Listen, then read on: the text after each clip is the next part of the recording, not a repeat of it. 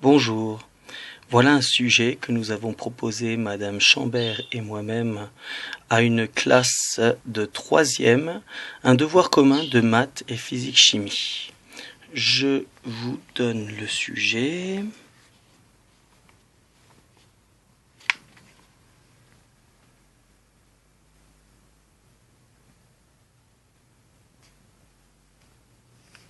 Voilà, et la correction d'une question particulière, la toute première. Donc le calcul de la force, de la valeur de la force gravitationnelle exercée par la Terre sur un dinosaure.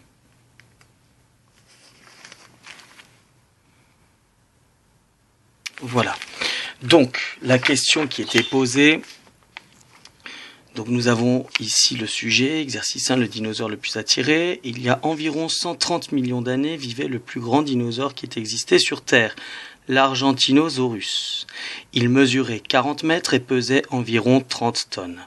La première question, calculer la valeur de la force de gravitation exercée par la Terre sur ce dinosaure. Donc je vais vous donner des conseils de rédaction. Tout ce qui sera écrit n'est pas à écrire ni au brevet, ni dans un contrôle, ce sont vraiment des conseils.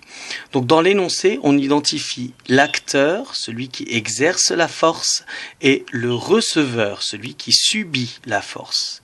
La valeur de la force gravitationnelle sera alors notée, la force de l'acteur sur le receveur.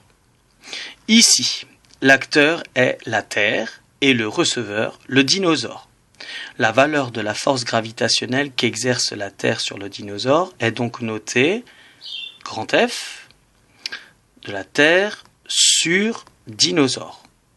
Ou plus simplement, grand F, grand T pour Terre, le trait de fraction sur donc dinosaure, grand D pour dinosaure. On rappelle l'expression de la valeur de la force gravitationnelle qu'exerce un corps A sur un corps B. Donc cette formule était donnée dans l'énoncé. Elle sera à connaître pour le brevet. La force qu'exerce A sur B est égale à la constante de gravitation fois la masse du corps A fois la masse du corps B, le tout sur la distance que séparent les deux centres donc des corps A et B au carré. Il ne faut pas oublier ce carré. On écrit l'expression de la valeur de la force gravitationnelle en utilisant les notations des données de l'énoncé. Donc dans l'énoncé, les masses sont notées masse de la Terre et masse du dinosaure. Et la distance entre les deux corps, qui est ici le rayon de la Terre, est notée rayon de la Terre.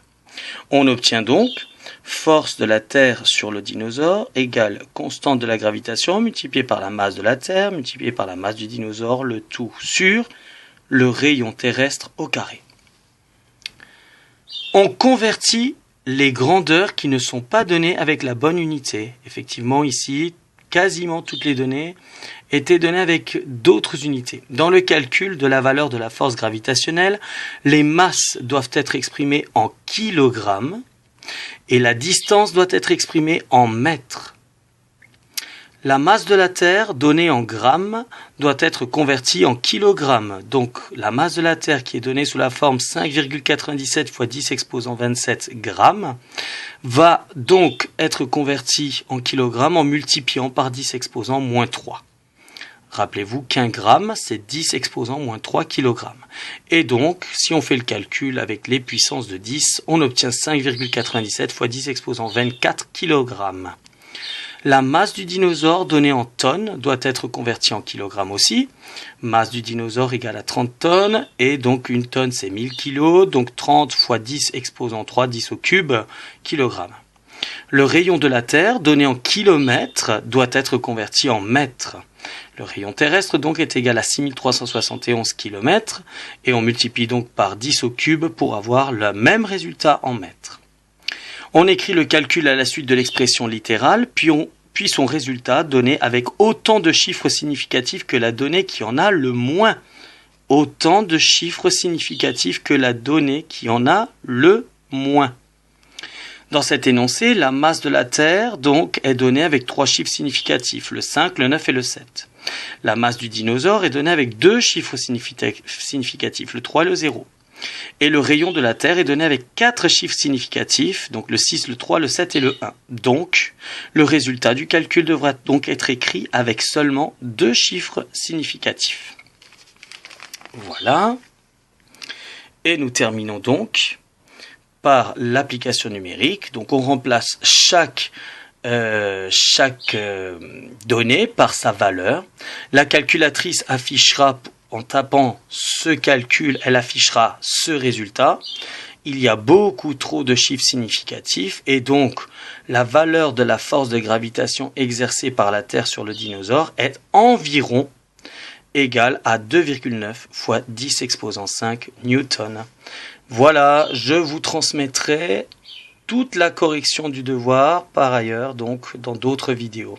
N'hésitez pas à me poser des questions sur YouTube. À bientôt.